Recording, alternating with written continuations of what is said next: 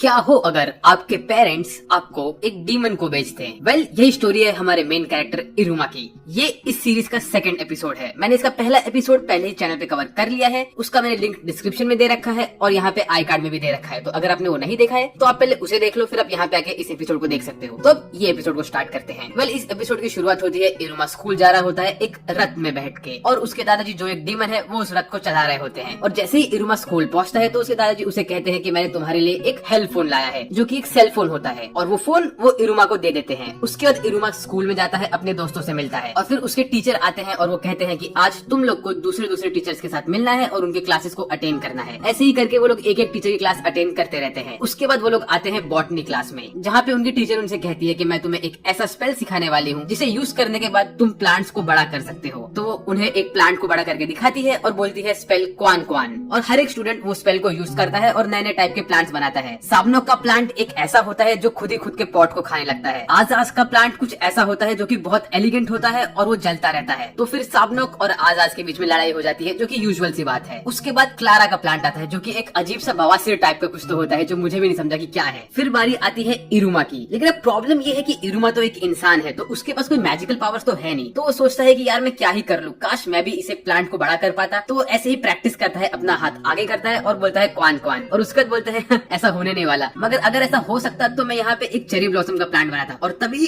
अचानक से बड़ा सा चेरी ब्लॉसम का पेड़ उग जाता है। अब ये कैसे होता है ये तो हमें किसी को नहीं पता। फिर उसी वक्त उसको उसके दादाजी का फोन आता है और वो कहते हैं इरुमा, जो तुम्हारे हाथ में अंगूठी है मैंने उसमें मेरी मैजिक डाल के रखी है, तो तुम उस अंगूठी को यूज करके मेरा मैजिक यूज कर सकते हो, जिसका मतलब कि तुम भी मैजिक यूज कर सकते हो। पर प्रॉब्लम ये है कि मैंने इस वक्त वो अंगूठी को मॉडिफाई नहीं किया है कि तुम किस टाइप का मैजिक यूज कर सको, मतलब तुम कम लेवल का, मीडियम लेवल का या हाई लेवल का मैजिक यूज कर सको। मुझे उस अंगूठी को वैसा मॉडिफाई करना है। तो इस वक्त तुम वो अंगूठी के मैजिक को यूज मत करना, वरना डायरेक्टली बहुत हाई लेवल का मैजिक यूज हो जाएगा। और ये बात इरुमा को पता नहीं होती है और उसने वो अंगूठी का मैजिक गलती से यूज कर लिया होता है। तभी ही वहाँ पे बहुत बड़ा सा चेरी ब्लॉसम का पेड़ उग जाता है, जैसा मैंने पहले भी कहा था। उसके बाद एंट्री होती है स्टूडेंट काउंसिल की, जिनकी प्रेसिडेंट होती है आमेरी, जो कि बहुत पावरफुल होती है, और उसका गोल ये होता है कि उसे स्कूल में शांति रखनी है। वेल, वो सोचती रहती है कि इरुमा शायद से एक इंसान है, क्योंकि जब इरुमा ने वो चेरी ब्लॉसम का पेड़ उगाया होता है तो वो कहती है ये तो एक स्ट्रेंज पेड़ है जो कि सिर्फ इंसानों की दुनिया में होता है। आमेरी अपने कैबिन में जाती है और वहाँ पे वो उसका एक सीक्रेट डोर खोलती है उसके बुक शेल्फ के पीछे, और वहाँ पे बोलती है ये मेरे फैमिली का सीक्रेट रेलिक है, जो कि असल में होता है ह्यूमन के वर्ल्ड का मांगा, और उस मांगा का टाइटल होता है फर्स्ट लव मेमोरीज। आमेरी ये मांगा पढ़ नहीं पाती है, लेकिन वो उसके पिक्चर्स को देख के इमेजिन करती है चीजों को, कैसे वो लड़का होता है, वो लड़की से ठोकर खाता है, उसके बाद वो लड़की की हेल्प करता है और लड़की को प्यार हो जाता है उससे। ये सब पिक्चर्स देख के आमेरी बहुत खुश होती है। तो इससे तो ये क्लियर है कि आमेरी को मांगा बहुत पसंद है, स्पेशली रोमांस मांगा। और हमारा मेन कैरेक्टर इरुमा उस वक्त साफ सफाई में हेल्प करता रहता है टीचर्स की। वेल, वो यही सब करता रहता है और वो आगे बढ़ता है अपने काम से, और यहाँ पे आमेरी भी कुछ काम से आगे बढ़ती रहती है। लेकिन इस वक्त वो मांगा कैरी करती रहती है अपने पास, और तभी ही इन दोनों की ठोकर हो जाती है और इरुमा अपना हाथ बढ़ाता है आमेरी को हेल्प करने के लिए, और आमेरी को स्ट्राइक होता है कि ये तो सब सेम वैसा मांगा के जैसा हो रहा है, क्या ये लड़का मुझे अपने प्यार में फंसाने की कोशिश कर रहा है, ये वो सोचने लगती है। इस वक्त आमेरी को भी पता नहीं रहता है कि इरुमा कौन है, और इरुमा को भी पता नहीं रहता है कि आमेरी कौन है। उसके बाद आमेरी कोशिश करती है कि वो इरुमा से दूर जाए, वो कोशिश करती है कि इरुमा के प्यार में न फंसे, और इरुमा को लगता है कि आमेरी को शायद पता चल गया है कि इरुमा एक इंसान है, क्योंकि वो मांगा उठा लेता है आमेरी का और वो पढ़ने लगता है। तो आमेरी कहती है अरे तुम ये कैसे पढ़ सकते हो? इरुमा कहता है ये तो मैं बहुत टाइम से पढ़ रहा हूँ, इनफैक्ट मैंने इस मांगा पे काम भी किया है। उसके बाद आमेरी इरुमा का हाथ पकड़ती है और वो उसको खींच के लेके जाती है अपने कैबिन में, और वो इरुमा से कहती है कि इरुमा चलो तुम ये मांगा मुझे पढ़ के बताओ, मुझे ये मांगा बहुत इंटरेस्टिंग लग रहा है। तो इरुमा वो मांगा पढ़ता रहता है और आमेरी को बताता रहता है कि मांगा में क्या क्या होता है। तो आमेरी इरुमा से पूछती है कि ये डेट क्या होता है। तो इरुमा उसे समझाता है डेट वो होता है जब दो लोग जो एक दूसरे से प्यार करते हैं एक साथ कहीं घूमने जाते हैं और टाइम स्पेंड करते हैं। तो आमेरी बोलती है अच्छा ठीक है। इरुमा ऐसे ही पढ़ते पढ़ते फर्स्ट वॉल्यूम कंप्लीट कर देता है, और तब वो देखता है कि रात हो रहा है। तो उसका इरुमा अपने घर जाने के लिए रेडी होता है, तो आमेरी उसका फोन लेके उसमें अपना नंबर सेव कर देती है। फिर अगले दिन जब इरुमा स्कूल जा रहा होता है तो ओपेरा उससे पूछता है इरुमा क्या तुम वापस से इंसान की दुनिया में जाना चाहते हो? तो इरुमा वापस सोचने लगता है कि मेरी जिंदगी इंसान की दुनिया में कैसी थी और यहाँ पे कैसी है। तो ओपेरा उससे कहता है तुम अगर चाहो तो तुम इंसान की दुनिया में वापस जा सकते हो, पर उसके लिए तुम्हें तुम्हारा रैंकिंग बढ़ाना पड़ेगा। एक हाई रैंकिंग डीमन के लिए डीमन वर्ल्ड के गेट खोल देते हैं कि ताकि वो ह्यूमन के वर्ल्ड में जा सके। तो इससे हमें ये भी समझ गया कि जो इरुमा के दादाजी है वो एक हाई रैंकिंग के डीमन है, क्योंकि वो ह्यूमन वर्ल्ड में जाके इरुमा को वापस लेके आए थे। और फिर इरुमा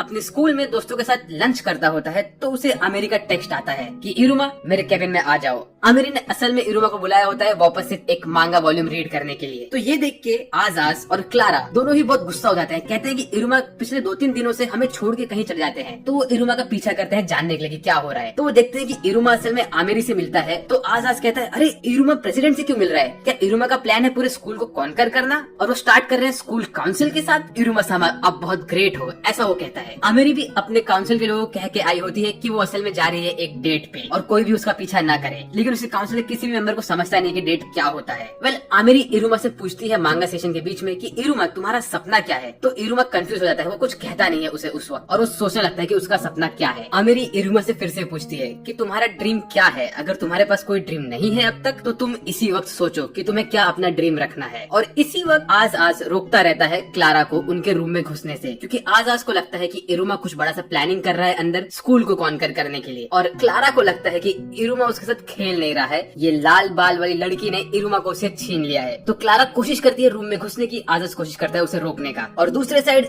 आमिरी इरुमा से कहती है, अगर तुम कुछ सोच नहीं पा रहे हो तो मैं तुम्हें एक गोल देती हूँ, तुम अपना ड्रीम बनाओ कि तुम रैंक अप कर सको। फिलहाल के लिए तुम रैंक 1 से रैंक 2 पे जाने की कोशिश करो। तो इरुमा सोचता है और कहता है हाँ ये सही है। और तभी ही क्लारा और आजाज दोनों ही दरवाजा तोड़ के आमिरी के रूम में घुस जाते हैं और क्लारा इरुमा को खींच के रूम से बाहर चली जाती है। तो आमिरी कहती है, इरुमा आज के लिए इतना ही करते हैं, हम अपना सेशन कल रिज्यूम करेंगे। इसके बाद अगले ही दिन वो लोग दिखाते हैं कि क्लारा साबनौक से पूछती है कि मैं क्या करूँ, इरुमा मुझसे दूर जा रहा है वो लाल बाल वाली लड़की के पास। तो साबनौक उससे कहता है तुम कोशिश करो इरुमा को अपने प्यार में फंसाने की। तो क्लारा ये बात सच में दिल पे लगा लेती है। वो अपने नेक्स्ट क्लास का फॉर्म फिल करती है और उसमें लिखती है कि उसको सक्यूबस ट्रेनिंग लेना है। फिर क्लारा सक्यूबस ट्रेनिंग लेने लगती है और तभी जो उनकी टीचर होती है वो टीचर सबका सेक्सीनेस चेक करती है। तो वो देखती है कि क्लारा का सेक्सीनेस सिर्फ 2% होता है, जो कि बच्चों से भी कम होता है। तो वो क्लारा को ढेर सारी किताबें दे देती है और कहती है इन सब किताबों को पढ़ो और खुद का मीटर अप करो। क्लारा उन सब बुक्स को पढ़ती है और हर चीज गलत करने लगती है और उसका सेक्सी मीटर और कम होता है। उनमें लिखा होता है कि एक सेक्सी सा पोज बनाओ, तुम्हें जिसको सेड्यूस करना है उसे तुम टच करो, तुम मेकअप लगाओ, खुद के ऊपर सेंट लगाओ और उनको अट्रैक्ट करो अपने पास। फिर क्लारा देखती है कि वो जो भी कर रही है उसका सबका कुछ असर पड़ ही नहीं रहा है। तो वो उदास होकर अपने घर जाती है। तो उसके घर वाले उसे चेयर अप करते हैं। फिर अगले दिन वो वापस से ट्राई करती है हर एक चीज करने का, पर वो गलती से इरुमा के जगह पे कालेगो सेंसे के ऊपर हमला कर देती है। फिर क्लारा हताश होकर अपनी टीचर के पास वापस जाते हैं और उनसे कहते हैं कुछ हो नहीं रहा है। तो उसकी टीचर कहती है कि मेरे पास एक सीक्रेट वेपन है, अगर तुमने ये वाले परफ्यूम को फेरामोन को यूज किया तो तुम्हें जिसे सेड्यूस करना है वो 100% तुम्हारे जाल में फंस जाएगा। तो क्लारा कहती है नहीं मैं ये नहीं यूज करना चाहती। ऐसा कह के वो जाके गार्डन में उदास होकर बैठ जाती है। तो इरुमा जाता है उसके पास और कहता है अरे एक लड़की को यहाँ पे अकेले नहीं बैठना चाहिए। तो क्लारा सुनती है कि इरुमा उसे एक लड़की समझता है। ये सुन के वो बहुत खुश हो जाती है और वो इरुमा से कहती है इरुमा एक दिन मैं तुम्हें मेरे प्यार में जरूर फंसा दूंगी। ऐसा कह के वो खुशी खुशी वहां से चली जाती है। और फिर उनकी टीचर देखती है तो क्लारा का परसेंटेज 2% से 10% में पहुंच गया होता है। वो कहती है अरे ये क्या मैजिक हो गया। और फिर रात को सोने से पहले इरुमा सोचता है क्या मैं रैंक अप कर भी पाऊंगा, मैं तो एक इंसान हूँ। उसे आमिरी की बातें याद आती है कि आमिरी ने उसे कहा होता है कि तुम रैंक अप करो और तुम मेरे साथ आके खड़े हो जाओ। तो फिर अगले ही दिन इरुमा अपने दोस्तों को जो कि है आजाज और क्लारा को उनको कहता है कि उसे रैंक अप करना है। ये सुन के आजाज बहुत खुश हो जाता है। वो कहता है इरुमा सामा मुझे पता ही था कि आपको भी रैंक अप करना है। तो वो इरुमा को लेके जाता है अपने स्कूल के जिम फैसिलिटी में जो कि होता है उनकी क्लास के नीचे। वो कहता है इरुमा सामा इस स्कूल में रैंक अप करने का तरीका एक ही है जो कि है रैंक अप एग्जाम्स को पास करने का। तो अभी नेक्स्ट रैंक अप एग्जाम होने वाला है एक हफ्ते में। वो बोलता है वो रैंक अप एग्जाम होने वाला है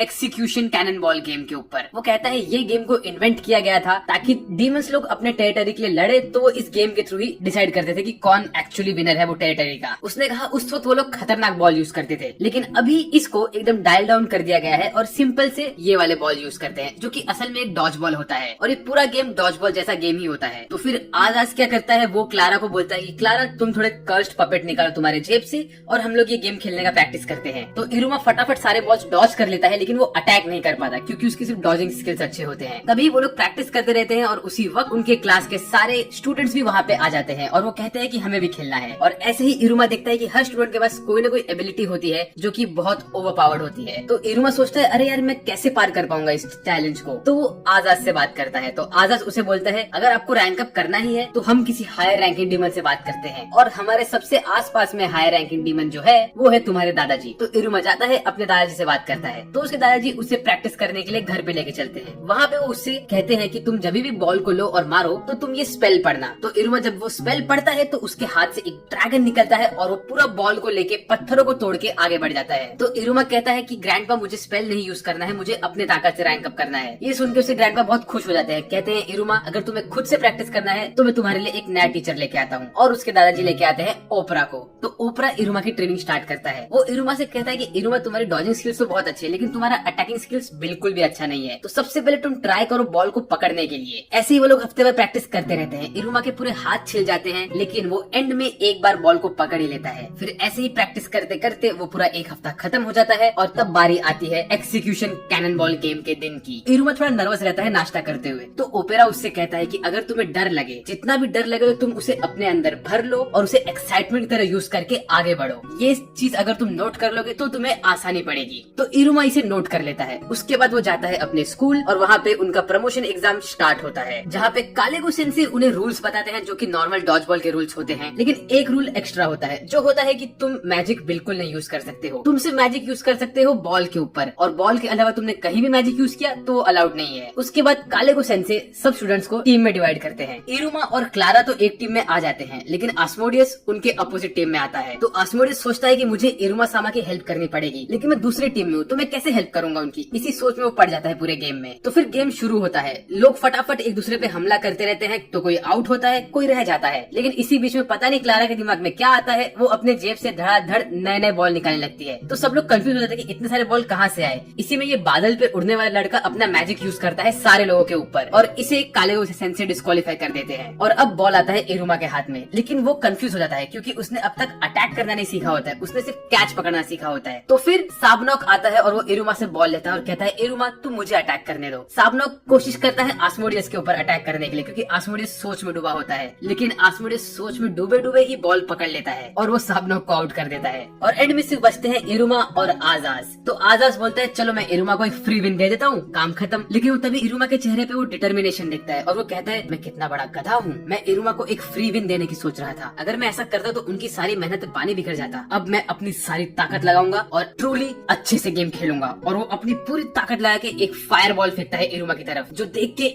इरुमा डरता नहीं है क्योंकि उसे ओपरा की बात याद आती है। तो वो अपने डर को एक्साइटमेंट में कन्वर्ट करता है और भाग भाग के जाता है आगे बॉल पकड़ने के लिए और वो आस्मोडियस का बॉल पकड़ लेता है। लेकिन वो बॉल में इतनी एनर्जी होती है कि इरुमा कंट्रोल नहीं कर पाता है खुद को। तो वो क्या करता है, वो सोचता है कि मैं इस बॉल की एनर्जी को ही यूज करके इसे डिफ्लेक्ट करके आस्मोडियस के ऊपर फेंक देता हूँ। और वो वैसा ही करता है और वो बॉल उड़ के जाता है, आस्मोडियस के कंधे पे लगता है और निकल लेता है और इसी में आस्मोडियस आउट हो जाता है, मतलब इरुमा जीत जाता है। तो फिर इरुमा के टीचर कालेगो सेंसे वहाँ पे आते हैं और कहते हैं इरुमा अगर आस्मोडियस ने तुम्हें ऐसे ही जीतने दिया होता तो मैं तुम्हारा रैंक अप नहीं करता। लेकिन मैंने देखा कि आस्मोडियस ने अपना 100% यूज किया और तुमने भी तुम्हारा 100% यूज किया है, तो इसीलिए ये लो तुम्हारा रैंक अप हो गया है। तो इरुमा रैंक 1 से रैंक 2 पे पहुंच जाता है। उसे यकीन ही नहीं होता है कि उसका रैंक अप हो गया। और उसी वक्त वहाँ पे आमेरी और बाकी सब भी आ जाते हैं, स्टूडेंट काउंसिल के लोग। और आमेरी इरुमा के पास आके कहती है शाबाश इरुमा, इस फीलिंग को तुम हमेशा याद रखना। और फिर इरुमा अपने घर जाता है और अपने ग्रैंडपा को बताता है कि ग्रैंडपा मेरा लेवल अप हो गया, अब मैं रैंक 2 हूँ। तो ये देख के उसके ग्रैंडपा बहुत खुश हो जाते हैं और कहते हैं इरुमा तुमने बहुत अच्छा काम किया है। तो इरुमा उस वक्त ओपेरा को थैंक्स बोलता है। तो ये सुन के उसे ग्रैंडपा गुस्सा होता है कि तुमने मुझे थैंक्स क्यों नहीं बोला, मैंने भी तुम्हारा हेल्प किया था। फिर उसे ग्रैंडपा बोलते हैं अरे देखा तो मैंने तुम्हारा हेल्प किया ही नहीं। और यहीं पे मैं इस पार्ट को कंक्लूड करता हूँ। आई होप आपको ये वीडियो पसंद आया होगा। अगर पसंद है तो प्लीज लाइक करिए वीडियो को। और एक चीज, मैं इसका 3rd पार्ट बहुत जल्दी लाने वाला हूँ। सब्सक्राइब करिए चैनल को और तो और वीडियो को शेयर करिए अपने दोस्तों के साथ। और बस इतना ही।